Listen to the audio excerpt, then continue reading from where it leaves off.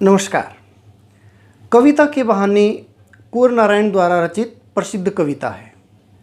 इस कविता में कवि ने उन आशंकाओं को खारिज किया है जिनके अनुसार यांत्रिकता के कारण कविता का अस्तित्व समाप्त होता जा रहा है। कवि ने इस कविता में उन आशंकाओं को खारिज किया है। इसके लिए उन्होंने चिड़िया, फूल और बच्चे के माध्यम से समझाने का प्रयास किया है। यह कविता एक यात्रा है चिड़िया, फूल और बच्चे के द्वारा होते हुए। यह कविता कवि के इन दिनों काव्य संग्रह से उद्धृत है और इस कविता का मूल भाव है कि कविता का आनंद कभी समाप्त होने वाला नहीं है, उसकी महक हमेशा बनी रहती है। वो एक बच्चे के समान सबको एकाकार रूप से आनंद प्रदान करती है। आइए इस कविता का पाठ करें और सप्रसंग व्याख्या को समझें। कविता एक उड़ान है चिड़िया के बहाने, कविता की उड़ान भला चिड़िया क्या जाने। बाहर भीतर इस घर उस घर, कविता के पंख लगा उड़ने के माने, चिड़िया क्या जाने। व्याख्या।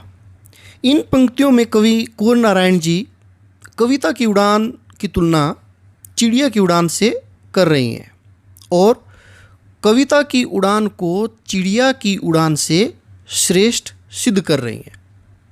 वे कहते हैं कि कविता की उड़ान चिड़िया की उड़ान के समान है, परंतु कविता के उड़ान भरने की शक्ति से चिड़िया परिचित नहीं है।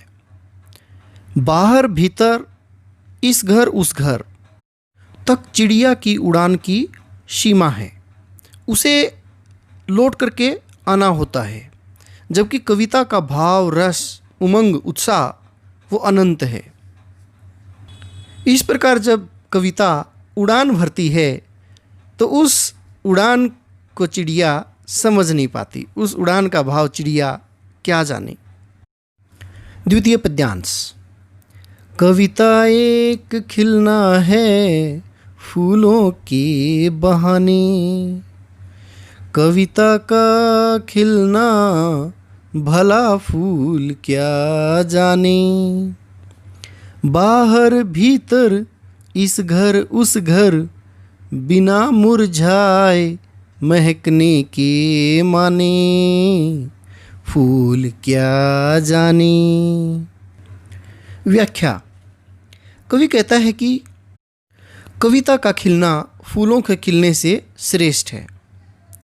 फूल खिलते हैं, अपनी खुशबू से सभी को प्रसन्नचित्त करते हैं, लेकिन ये फूल कविता का जो खिलना है, यानी उसका रस, भाव, आनंद जो सबको मिलता है, जो सबको प्रसन्नचित्त करता है, उस भाव को फूल नहीं समझ पाते, जान पाते, क्योंकि बाहर भीतर इस घर उस घर, यानी फूलों के खिलने की एक समय सीमा है।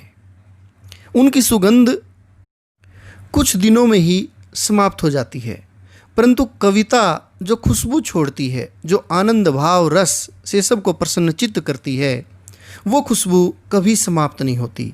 और इसी नए मुरझाने वाली सुगंध यानी महकाने को जो फूल हैं वो नहीं जान पाते या वो नहीं समझ पाते। तीसरा पद्यांश। कविता एक खेल है बच्चों के बहाने, कविता एक खेल है बच्चों के बहाने। बाहर भीतर यह घर वह घर, सब घर एक कर देने के माने, बच्चा ही जानी। व्याख्या। कवि कहता है कि कविता एक खेल है, खेल बच्चों का खेल। जैसे बच्चे खेल खेलते हैं, कभी अपने घर में, कभी पड़ोस में, कभी इस घर में, कभी उस घर में, कभी अंदर, कभी बाहर, वो सब घरों को एक कर देते हैं।